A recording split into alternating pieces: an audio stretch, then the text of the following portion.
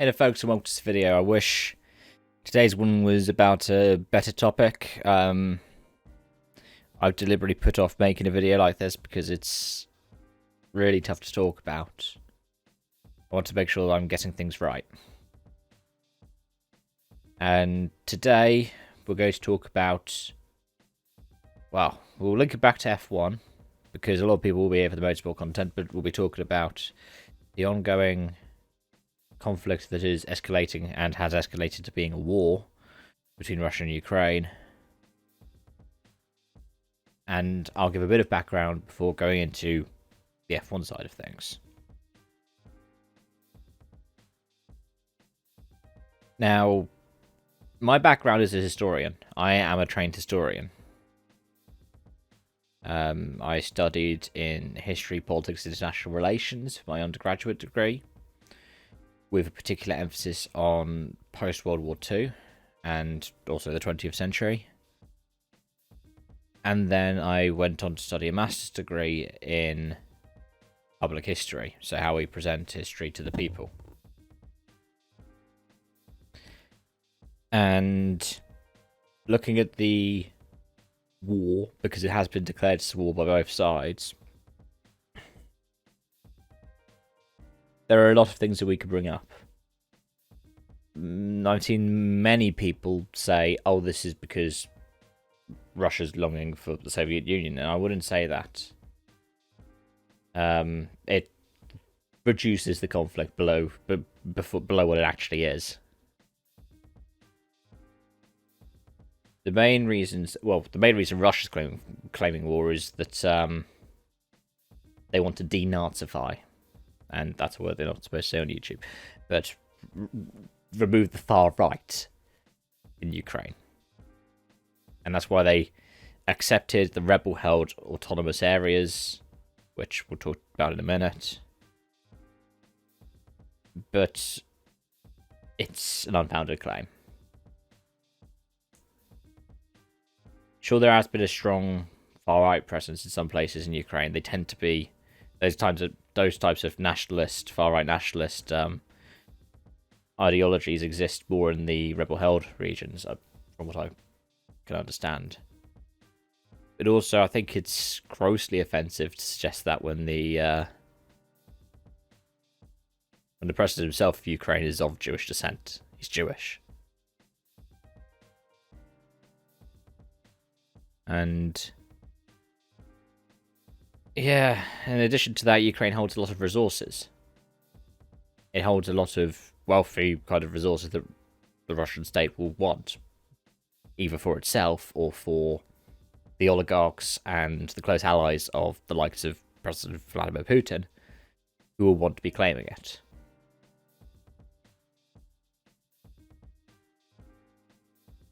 And then, in addition to that,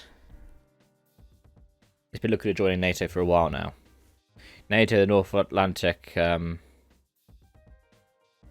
organization, is a defense network. It's like an alliance in the way of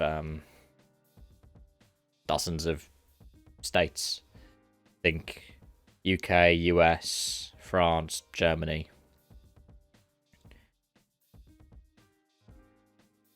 And crucially, none of the member states really border on Russia, or as few as possible.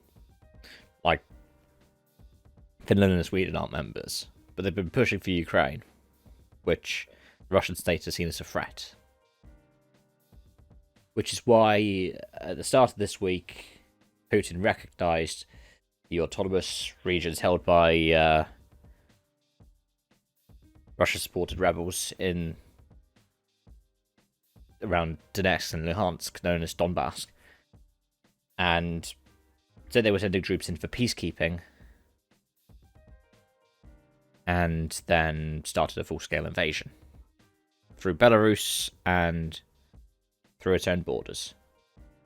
Now, this is an extension of the currently ongoing conflict in Ukraine that started in 2014 when rebels with the support and alleged backing of Russia took over Donetsk, Luhansk, and Crimea. Russia claiming to annex Crimea.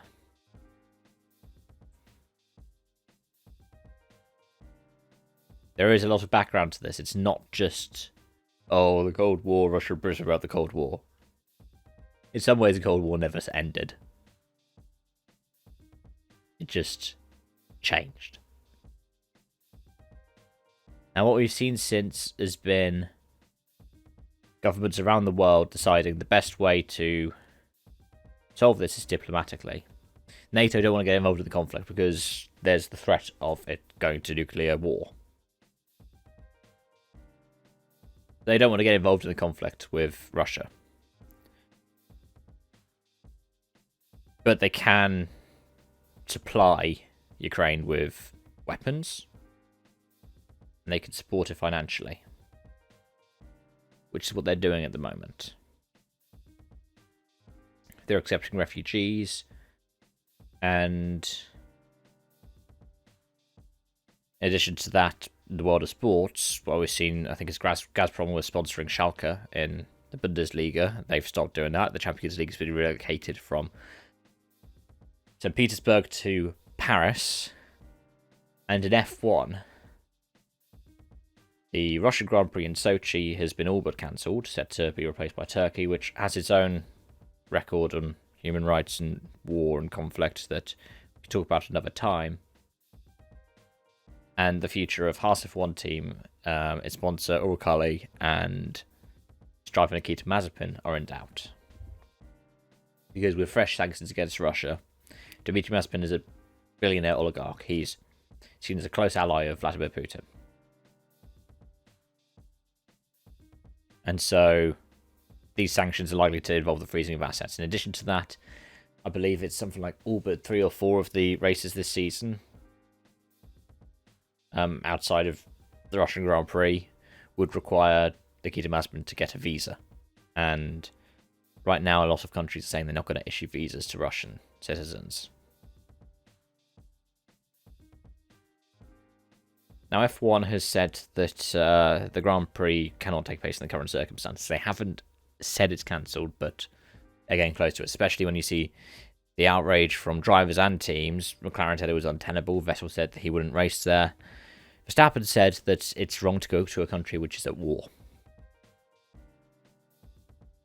Which is fair enough. It's good to see him on this kind of side, because whenever I've talked about him in the past to do with politics, it's been to do with him tending to disagree with more liberal trends and values. It's good to see him doing that. I hope that he pushes F1 to go further, because there are countries that they go to which are a conflict. I mean, Azerbaijan, they visited 3 weeks after it crossed into territory claimed by Armenia and considered Armenian territory with armed forces.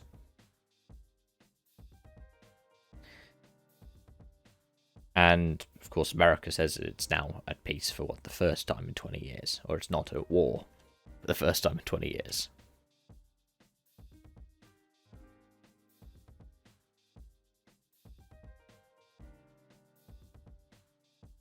But with these sanctions, it looks like Uralkali, I mean, their branding has been taken off the Haas cars at the pre-season shakedown.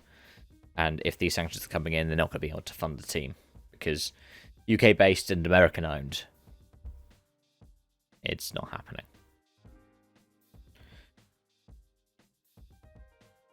But for Mazepin's future, well, it depends. If he can claim citizenship anywhere else, then maybe. But it depends how much that contract that he signed was dependent on the funding, and if the funding's already come in. Sure, Haas have no shortage of options for drivers, but Guntersteiner said it's something they're going to sort out over the next week or so. For me, I just hope everybody stays safe. I hope we find a peaceful end to this conflict that minimises loss of life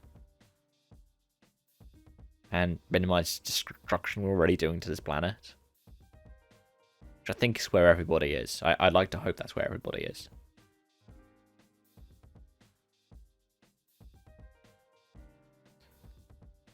And as for the F1 stuff, I was always dubious about the merits of having a Grand Prix at somewhere like Sochi. I mean, it was supposed to be his last race before going to Agora Drive, wasn't it, this season? And I've been dubious over the merits of having Nikita Mazepin in F1. I mean, that was before he signed for Haas. After he signed for Haas, and then immediately had the video that was uploaded to his Instagram of him groping a drunk woman in the back of a car. The guy's, I think, 6 months younger than me. And I know that 6 months before he did that, I wouldn't have done the same thing. In fact, I don't ever think I would have done the same thing, because I'm not raised in a lap of luxury and privilege where I think that's okay. I think it's wrong.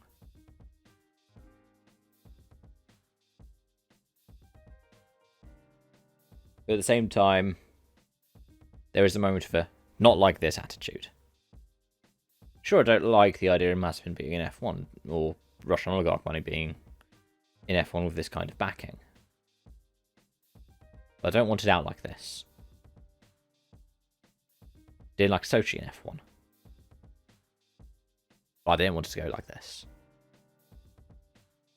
I wanted it to go because F1 had made its own decision and not had its hand forced by any other geopolitical situation.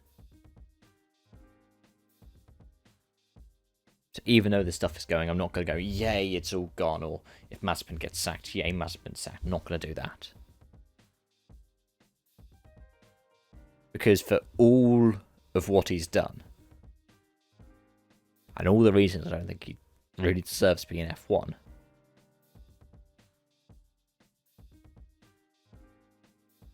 at least as much as I'd make a claim that somebody else does, he's not responsible for this situation. I'd rather see his career in F1 ended through meritocracy and having an asterisk next to it because the state that he hails from has gone to war. I think that's where a lot of us are at. As for Haas, they'll find a way through it. They have done before with Rich Energy, they'll do it again. If they can't get any more funding from Uralkali. I do believe that. But really, much like when F1 claimed to want to do more after the murder of George Floyd, which is a completely different situation to going to a country that has declared war.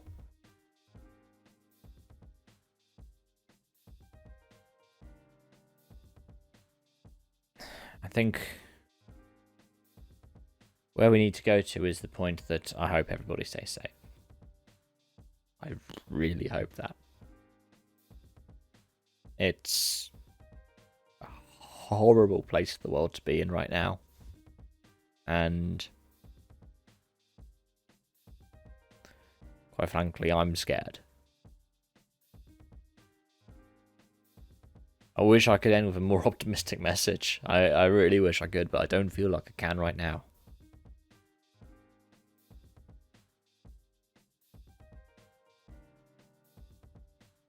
With all the situations of F1 responding to movements like Black Lives Matter, that was their choice too.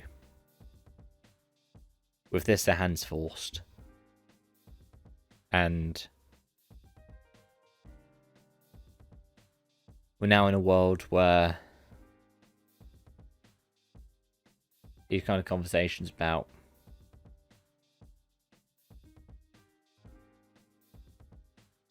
the ins and outs of the merits, they're not happening.